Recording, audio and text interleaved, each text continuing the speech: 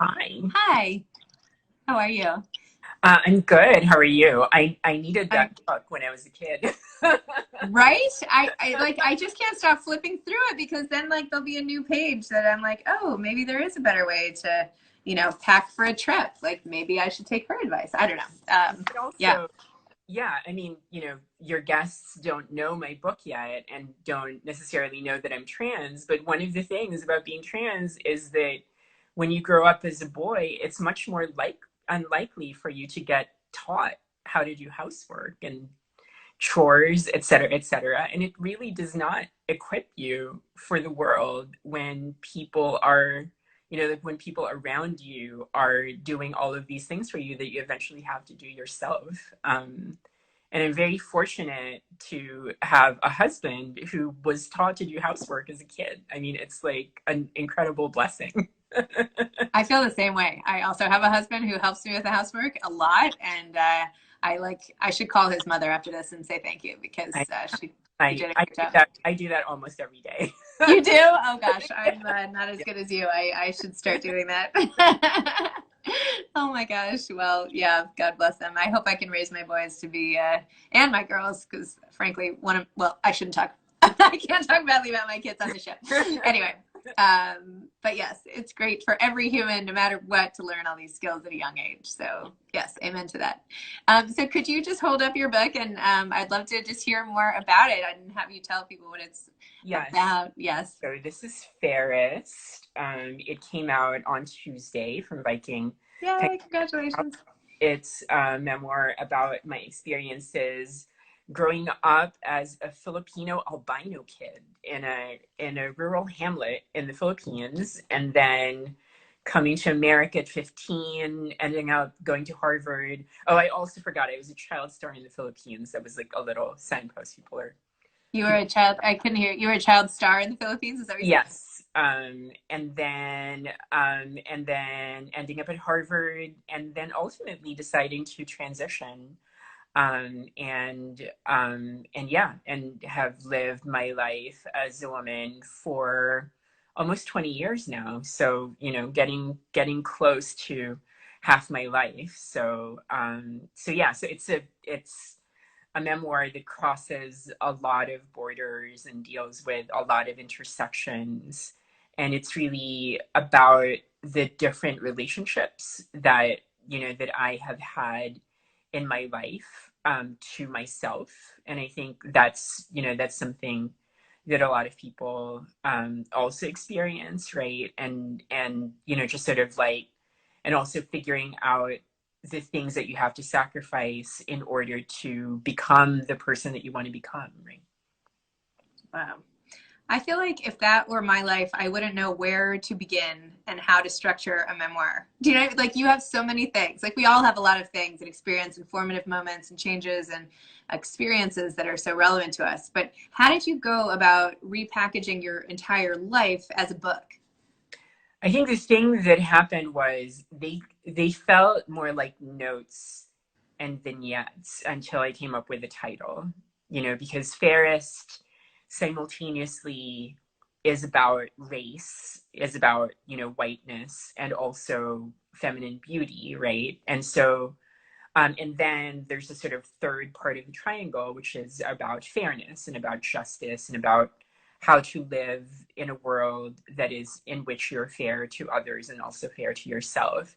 And as soon as I had that organizing principle, I felt like the book really was able to organize itself around those concerns and then I think what happens and what's been really wonderful about talking to people and reading reviews is that everybody approaches the book from a slightly different angle, right? Like they have all of these different points of entry, which has been really wonderful. Like there are people who lead with race, there are people who really lead with gender, there are people who talk about colonialism, there are people who talk about passing, right? And that's just been a really wonderful part of the reception of the book is sort of like feeling like it's a different book for everybody, that everybody is coming to it with their own sets of questions about their identity, right? And that's been so gratifying to see, since the book has only been out for a few days. Wow. And how are you dealing with a book coming out during this time? I feel like it's a little better maybe than in a couple of months ago, but how are you coping with that? I have to be honest with you, I was like totally fine and groovy about it until I did my launch reading.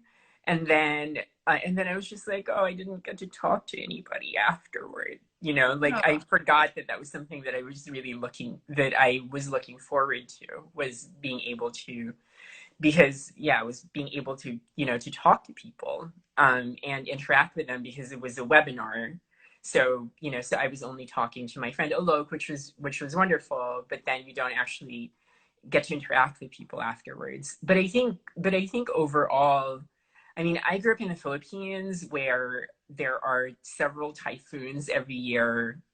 Like a volcano, like a huge volcano erupted near my hometown. During my childhood, I dealt with a couple of earthquakes. Government was unstable, a couple of like a few coup attempts. So I'm used to adapting, and I'm used to, sort of like making the best of the situation. Um, and also, like, it's just been wild how there's been so much interest in the book given the circumstances. Like I was very much like, I have low expectations, and it's totally fine. I completely understand. And yeah, like it's just been really wonderful.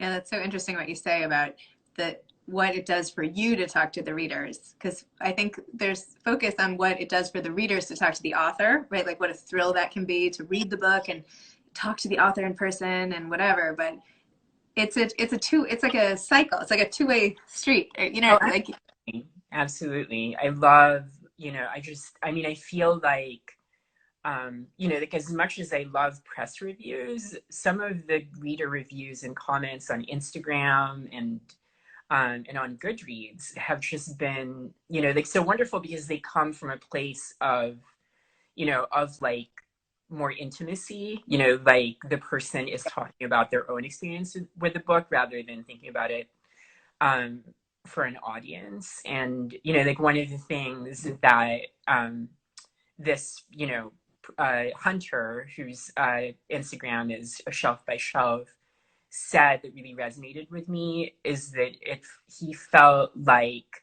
the book gave him a blueprint for thinking about his life, that his life isn't exactly like mine, but that having read my my memoir, that he has kind of like a layout that he didn't have before, and that was just like really super gratifying to hear. wow. Well, it's my hats off to you. Not that I wear hats, but hats off to you for sharing your life story and no, being a guide to so many people and shedding a light on so many different aspects of life and your experience and all the rest. So congratulations on your pub day this week. I wish you all the best with your book. It's so exciting, and I hope you find a way to get that fulfillment from readers that you're looking for through whatever channels. Of course, now in my head, I'm like, ooh, how can I start something where Right. readers can talk more openly to authors? Anyway, I'll work on Well, I'm it. actually doing a virtual signing tonight, and Yeah, that's a that's good something idea. that I add, because like my local bookstore is right there, so she's like, let's do a virtual signing There you go. Okay, where I can someone actually figured it out talk to already. people one on Great. one. All right. Well, have fun at the virtual signing, and thanks Fun. for coming on my little show here. Thanks. Have a good Bye, night. Meredith.